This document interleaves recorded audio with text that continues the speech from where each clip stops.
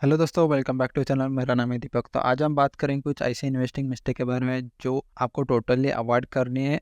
अगर आप इन्वेस्टिंग पहले से करते हुए आ रहे हैं या अभी करने की सोच रहे हो या अभी स्टार्ट किया, तो भी आपको ये वीडियो हेल्पफुल रहेगा। तो वीडियो को एंड तक ज़रूर देखना। सबसे पहले पॉइंट आ जाता है इसमें कि करेक्शन के लिए वेट करना।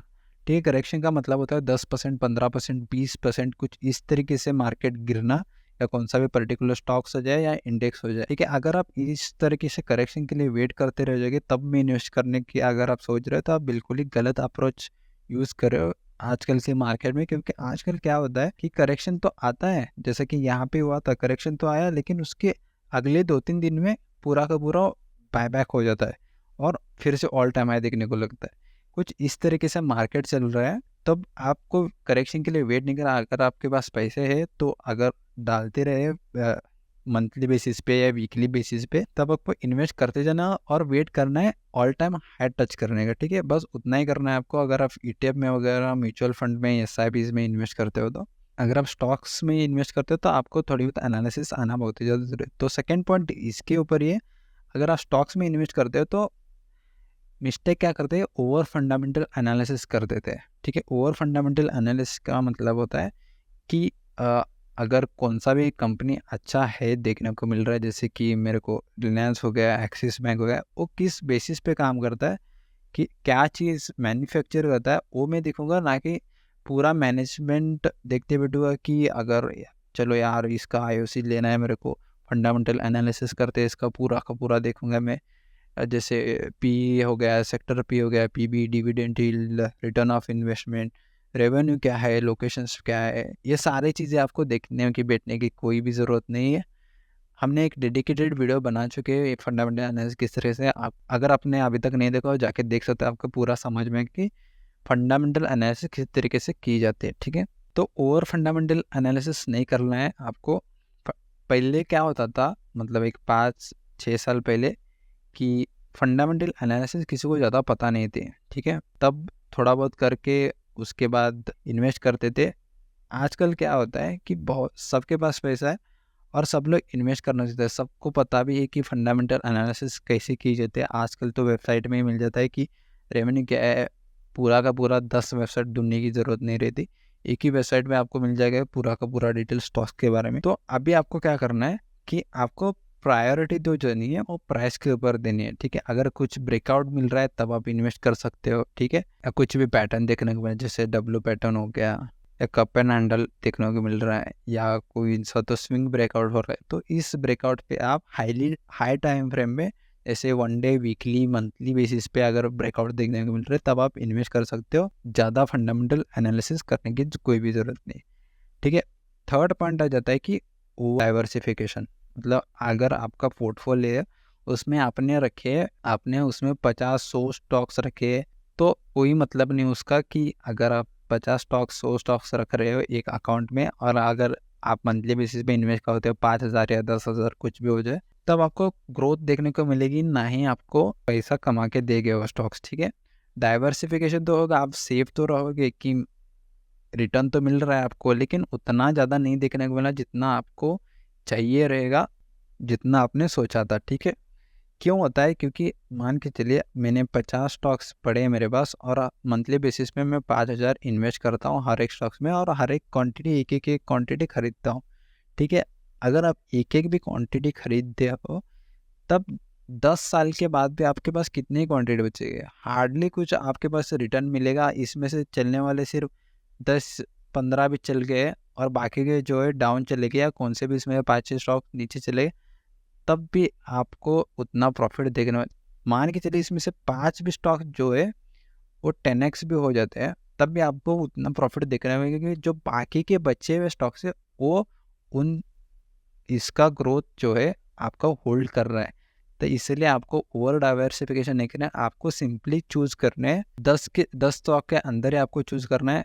मान के चलिए अगर मैं डाइवर्सिफाई करना चाहता हूँ कौन सा, तो एक बैंकिंग सेक्टर का उठा लिया, उसके बाद कौन सा एक ऑयल बेस्ड कंपनी उठा ली, या मैन्युफैक्चर के ऊपर अगर चाहूँ तो एमआरएफ जैसी कंपनी होगी। रिकमेंडेशन कोई भी नहीं दे रहा मैं, सिंपली मैं बता रहा हूँ कि किस तरीके से डाइवर्सिफिकेशन किया जाता है। जैसे ऑयल एंड गैस में होगी ये कंपनी, स्टील में होगी ये कंपनी, कुछ इस तरीके से डाइवर्सिफाई किया जाता है। आईटी सेक्टर में हो गया या फाइनेंस सेक्टर में हो गया या मैन्युफैक्चरिंग सेक्टर में, कुछ इस तरीके से बेसिस पे डाइवर्सिफिकेशन करते हैं। हार्डली आपको 5-6 स्टॉक चूज़ करने हैं और अच्छे खासे क्वांटिटी में बाय करना है। अगर आपके पास 5 या 6 से भी स्टॉक्स है, अगर आप इसमें 5-6 हज़ार भी डेली इन्वेस्ट करते हैं, डेली नहीं मंथली बेसिस पे इन्वेस्ट करते हैं, तो आप अच्छा खासा एक 10-10 क्वांटिटी तो परचेज कर सकते हो हर महीने या वीकली बेसिस पे भी। तब आपके पास अच्छा खासा ग्रोथ दिखना है। इसमें से 2 भी चल गए या बाकी 2 ने चलो मान के चलिए 10x आपको ग्रोथ दे दी, और बाकी के जो 3-4 है वो 10%, 40% कुछ इस तरीके से भी या रिटर्न दे रहे हैं, तब भी बुरी बात नहीं, क्योंकि ये जो स्टॉक चले वो अच्छा खासा आपको रिटर्न देंगे। ठीक है, तो ओवर डाइवर्सिफिकेशन नहीं करना है आपको कभी भी, ये बात जरूर ध्यान में रखना। ठीक है, और एक चीज़ आती है कि टिप्स को फॉलो करना। ठीक है, आपको कभी भी टिप्स फॉलो करके किसी का भी स्टॉक से रिकमेंडेशन से परचेज नहीं करना है। खुद के एनालिसिस करो, जो आपको लगता है उसमें इन्वेस्ट करो कि टाटा मोटर्स में बहुत ज़्यादा पोटेंशियल है, मैं इसमें इन्वेस्ट कर देता हूँ। ठीक है, कुछ इस तरीके से माइंडसेट्स रख के आपने इन्वेस्ट करना। अगर कोई बोल रहा है, किसी के बोलने के ऊपर आप इन्वेस्ट कर रहे हो, तो आप इन्वेस्ट करके भी कुछ मतलब नहीं, क्योंकि वो बहुत ही मैनिपुलेटेड होता है कभी भी। तो आपको टिप्स को फॉलो नहीं करना। ठीक है, हो गया पॉइंट नंबर 4। ठीक है, अब जो बात करने वाला हूँ बहुत ही ज़्यादा इंपॉर्टेंट है, तो ध्यान से सुनना। आपको इन्वेस्टिंग जर्नी में आपका ऑब्जेक्टिव जो है वो बहुत क्लियर रहना बहुत ही ज़्यादा इंपॉर्टेंट है। ऑब्जेक्टिव क्लियर मतलब, मान के चलिए हमने एक स्टॉक खरीदा 100 रुपये पे। ठीक है, 100 रुपये पे खरीदा, उसके बाद मैं इसको कितनी देर तक होल्ड करूँगा या किस प्राइस पे आने के बाद इसको सेल करने वाला हूँ, ये सारी चीज़ें पहले से आपको फिक्स होनी चाहिए जो परचेज करने से पहले। इसको मैं 2 साल के लिए होल्ड करूँगा, 5 साल के लिए करूँगा, 10 साल के लिए करूँगा, या इसका प्राइस जब डबल हो जाए मतलब 100 से 200 जाए तब बेचूँगा, या ट्रिपल होने के बाद बेचूँगा। ये सब जो बातें आपको इन्वेस्ट करने से पहले माइंडसेट में फिक्स करने, उसके बाद ही आपको इन्वेस्ट करना है। मान के लिए आपने प्राइस बेस्ड अप्रोच यूज़ की और डबल या ट्रिपल होने के बाद आपने बेचना चाहा, लेकिन जो आपने टाइम पीरियड सोचा था उससे अंदर ही हो रहा है। मतलब आपने सोचा 2 साल में डबल होने वाला है, ट्रिपल होने वाला है, उसके अंदर ही है, 6 महीने में 8 महीने में डबल हो गया समझो। ठीक है, उसके बाद आप क्या करोगे? यहाँ तो कॉन्फ्लिक्ट आ गया। ठीक है, तो ऐसे सिचुएशन में आप थोड़ी बहुत ट्रेलिंग कर सकते हो।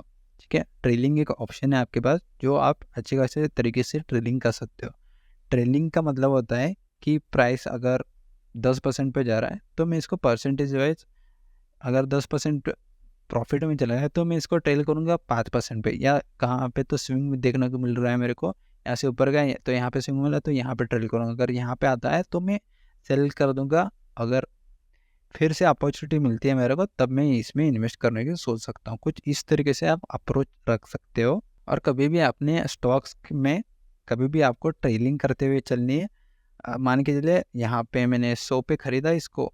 ठीक है, 100 पे ख़रीदा तो इसको मैं इनिशियल जो स्टॉप लॉस रहेगा वो मेरा कुछ 70 रुपीज़ या 60 रुपीज़ पे रहेगा, और जो टारगेट आपका रहेगा वो टाइम बेस्ड भी रह सकता है या प्राइस बेस भी रह सकता है। ठीक है, टाइम पे देखना चाहते हो तो 5 साल के लिए कुछ भी हो जाए, 5 साल, जब तक 5 साल मैं इसको होल्ड करूँगा, इस माइंड से ऐसे चलना, उससे पहले आपका नहीं बेचना है। ठीक है, अगर आप प्राइस पे ये करना चाहते हो तो इसका डबल, ट्रिपल, 10x जो भी सोचा आपने माइंडसेट में, तब तक होल्ड करना है आपको, जब तक वो गोल्ड टच नहीं हो जाता तब तक आपको ट्रेलिंग करते जाना है इसको। मतलब 100 से 200 चला गया तो मैं इसको ट्रेल करूँगा 150 पे। ठीक है, 200 से अगर ये वापस से 300 चला गया तो मैं ट्रेल करूँगा इसको 200 पे। कुछ इस तरीके से आपको ट्रेलिंग करते जानी है, उसके बाद ही आप इन्वेस्टिंग में सक्सेसफुल हो पाओगे। होप सो आपको ये वीडियो पसंद आया रहेगा। अगर वीडियो पसंद है तो वीडियो को लाइक कर दो, चैनल को सब्सक्राइब करना है। कुछ इससे के नए वीडियोज़ के लिए मिलते हैं इस तरह के नए वीडियो में, तब तक के लिए बाय बाय।